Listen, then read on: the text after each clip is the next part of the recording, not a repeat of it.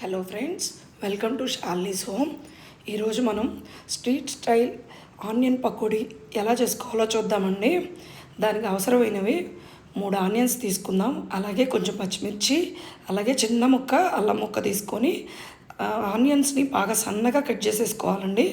అలాగే పచ్చిమిర్చిని అల్లం ముక్కను కూడా కట్ చేసుకొని ఆనియన్స్లో కొంచెం ఉప్పు, కారం, అలాగే కొంచెం జీలకర్ర అండ్ కొంచెం వాము కూడా వేసుకోవాలండి. వేసుకోవడం వల్ల ఏమవుతుంది అంటే టేస్ట్ని అది రెట్టింపు చేస్తుందండి వాము. అలాగే జీలకర్ర కూడా ఇంకొంచెం పడుతుందండి, అందుకే ఇంకొంచెం వేసాను. అలాగే కట్ చేసి పెట్టుకున్న పచ్చిమిర్చిని కూడా వేసి కలుపుకుంటున్నానండి. అలాగే అల్లం ముక్కలు కూడా కలుపుకుంటున్నాను వేసేసి. ఆ తర్వాత శనగపిండిని తీసుకుంటానండి. అది ఒక్కసారి ఇట్లా ముద్దలా వేయకుండా కొంచెం జల్లించినట్టుగా వేసాము అంటే మనకి ఆనియన్స్కి పట్టుకోవడానికి చాలా ఈజీగా ఉంటుంది. అలాగే దానికి తగ్గట్టుగా కాస్త రైస్ ఫ్లోర్ కూడా అవసరం అవుతుందండి, బియ్యపిండి. అది కూడా ఒక చిన్న గిన్నెతో వేసుకొని నీళ్ళుని చల్లినట్టు పోసుకోవాలండి. చల్లినట్టు పోసుకుంటేనే అది ఆనియన్స్కి బాగా కోటెడ్ అవుతుందండి. బాగా మనం కోట్ చేసుకున్నాక ఇంకొంచెం శనగపిండి పట్టుద్ది. అప్పుడు కొంచెం శనగపిండిని ఇంకొంచెం యాడ్ చేసేసుకొని బాగా దాన్ని వాటర్ మళ్ళీ కూడా చల్లుకున్నట్టే కలపాలండి. ఒకేసారి ఇట్లా ఎత్తిపోసినట్టు పోసుకోకూడదు. అలా కలుపుకొని ఉంటే అది కోటెడ్ అవుతుందండి బాగా.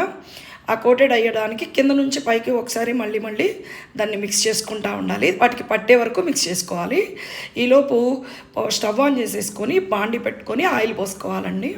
ఆయిల్ కాగడానికి కొంచెం ఒక చిన్న పీస్ వేసి చూసుకుంటే అది కాగిందండి. పక్కన వాటర్ పెట్టుకున్నానండి. ఎందుకు అంటే మన చేతిని వాటర్లో ముంచి అది వేయడం వల్ల చాలా బాగా మన చేతికి అంటకుండా ఇట్లా పొడి పొడిలాడుతున్నట్టుగా వస్తుంది.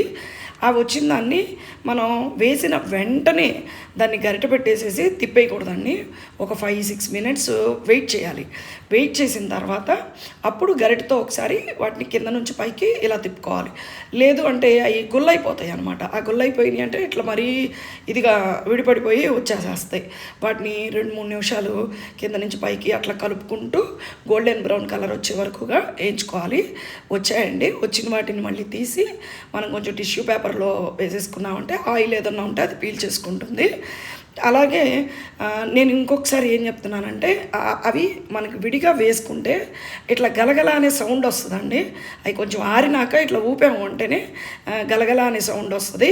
అప్పుడు మనకు అది బాగా ఉడికినట్టు. మీకు అది తెలియడం కోసం, ఈ తడి చేయి వల్ల పెట్టి వేయడం వల్ల తెలియడం కోసం నేను ఇది వేసి కూడా ఇంకొకసారి మళ్ళీ మీకు చూపిస్తున్నాను. అది చాలా ఫ్రీగా ఆ నీళ్ళతో తడి చేసుకున్నామంటేనే చాలా ఫ్రీగా ఈజీగా ఆయిల్లో ఇదవుతుందండి. దానికోసమే మీకు మళ్ళీ ఒకసారి చూపిస్తున్నాను. అలాగే ఒక 2-3 మినిట్స్ ఆగినాక ఇలా వచ్చినాక మళ్ళీ వాటిని కలుపుకోవాలి. మాకు క్లైమేట్ అంతా వర్షం పడేటట్టు ఉందండి. ఈ టైంలో వేడివేడి పకోడీలు తింటే ఆ ఫీలే వేరు ఉంటుందండి. అది మీ అందరికీ తెలుసు. షార్లీస్ హోమ్ ఛానల్ని సబ్స్క్రైబ్ చేసుకోండి, లైక్ చేయండి, అలాగే షేర్ చేయండి. చాలా టేస్ట్గా ఉన్నాయి.